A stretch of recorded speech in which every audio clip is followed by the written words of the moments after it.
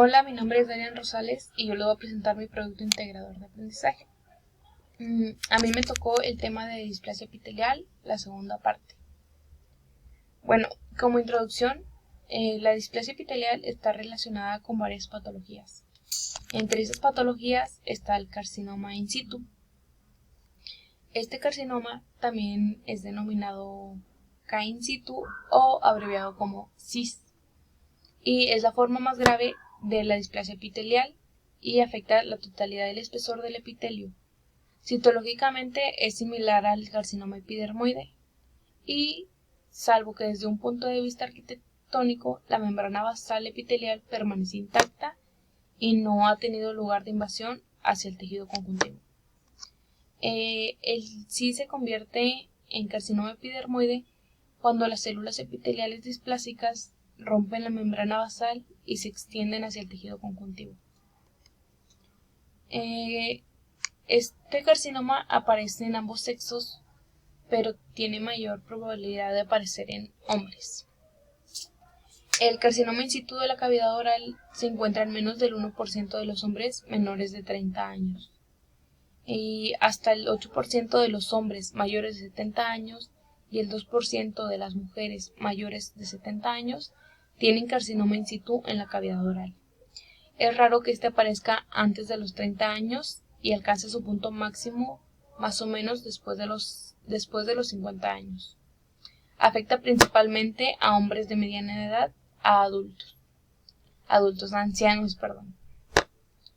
Es probable que las personas que no fuman se les presente a una edad más mayor. Como características clínicas tenemos que el carcinoma intraepitelial o carcinoma in situ es una lesión neoplásica que está limitada al epitelio de revestimiento de la cavidad bucal. Este carcinoma se considera un tumor preinvasor que afecta a todas las capas, ya sea desde la basal o germinativa hasta la superficial.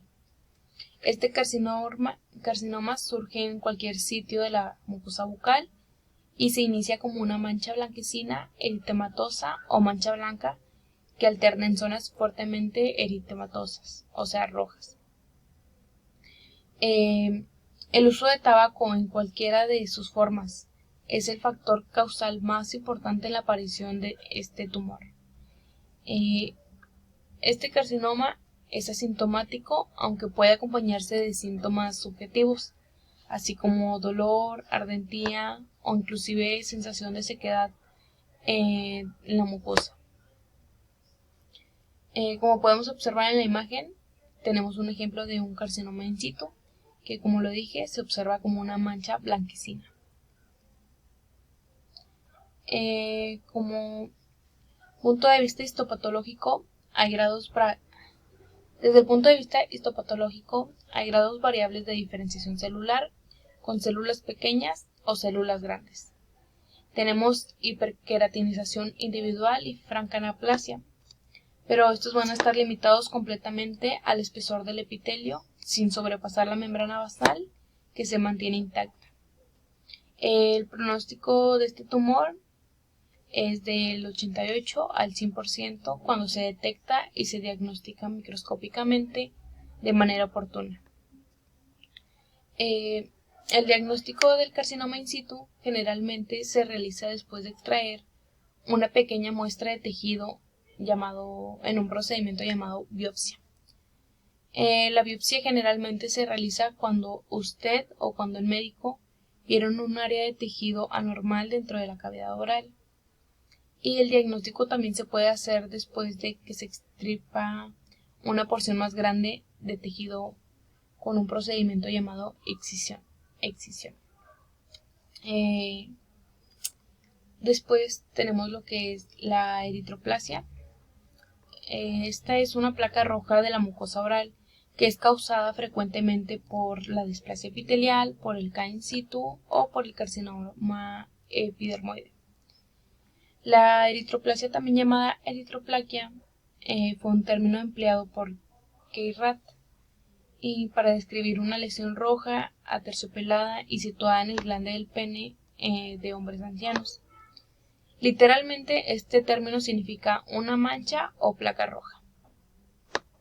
El término se utiliza principalmente para describir lesiones mucosas rojas de la cavidad oral que no tienen causa aparente. En la imagen de al lado podemos observar un ejemplo de lo que es eritroplasia, que como lo dije, es una placa o mancha roja. Esta, al igual que carcinoma in situ, va a aparecer en ambos sexos, pero va a tener mayor incidencia en los hombres. Estas lesiones muestran mayor incidencia en las edades comprendidas entre los 40 y los 60 años. Como características clínicas tenemos que la eritroplasia es una lesión neoplásica, preneoplásica. Esto quiere decir que es precancerosa, entonces que es antes de que salga el cáncer. Esta aparece como una mancha o una placa eritematosa. Va a estar aislada de superficie lisa y aterciopelada, como ya lo había dicho. Su desarrollo no responde a un trastorno sistémico con manifestación bucal. Esta afección tiende a situarse profundamente en las superficies epiteliales, o sea, en la piel, o en cualquier sitio de la mucosa oral.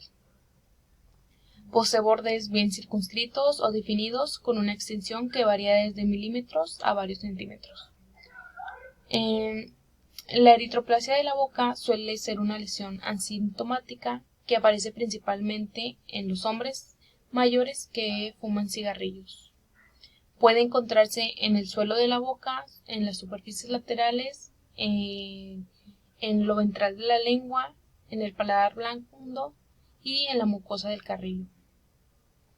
En otras palabras, el término eritroplasia moteada se emplea a menudo para describir una lesión principalmente roja, pero esta va a tener como que manchitas o placas blancas. Esta lesión,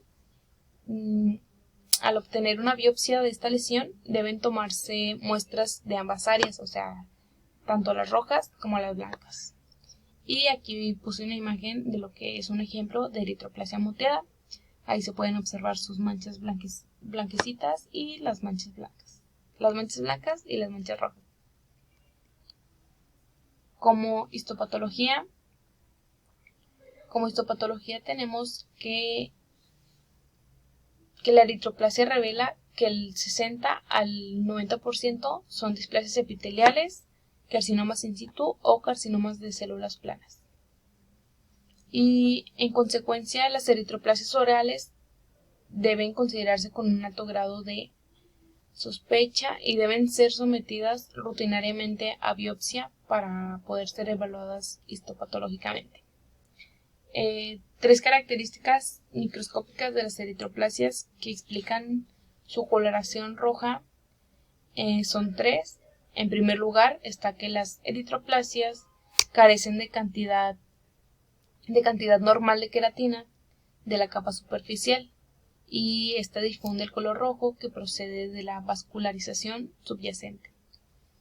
Como segundo, tenemos que las capas epiteliales restantes, que cubren normalmente las papilas del tejido conjuntivo, van a tener muchas veces un espesor menor. Por ello, los vasos sanguíneos van a resultar más visibles desde la superficie que en la mucosa normal. Como tercero, tenemos que en la mayoría de las eritroplasias, el tamaño y el número de la estructura vascular va a aumentar en respuesta a la inflamación asociada al epitelio, y este epitelio va a estar adelgazado y neoplásico. Los cambios originados en el epitelio mucoso se deben a la acción del tabaco, ya sea por el calor causado durante su combustión o por las sustancias químicas incluidas. Como lo dije, la eritroplasia es asintomática, pero por estar asociada al consumo de tabaco, en muchas ocasiones una de las condiciones iniciadoras en este vicio puede presentar síntomas, como lo dije ahorita, como ardentía y sequedad bucal, producidas por el abuso de este nocivo hábito. ¿Cómo se puede tratar y diagnosticar? Bueno, pues es importante que las lesiones de eritroplasia sean sometidas a biopsia para poder determinar su naturaleza exacta. El tratamiento de las eritroplasias va a depender de un diagnóstico histopatológico definido en cada caso. La displasia y el carcinoma in situ se van a tratar mediante extirpación local y el carcinoma epidermoide se va a tratar de forma más agresiva en función del estadio clínico de la lesión. Y bueno, creo que eso ya es todo. Gracias.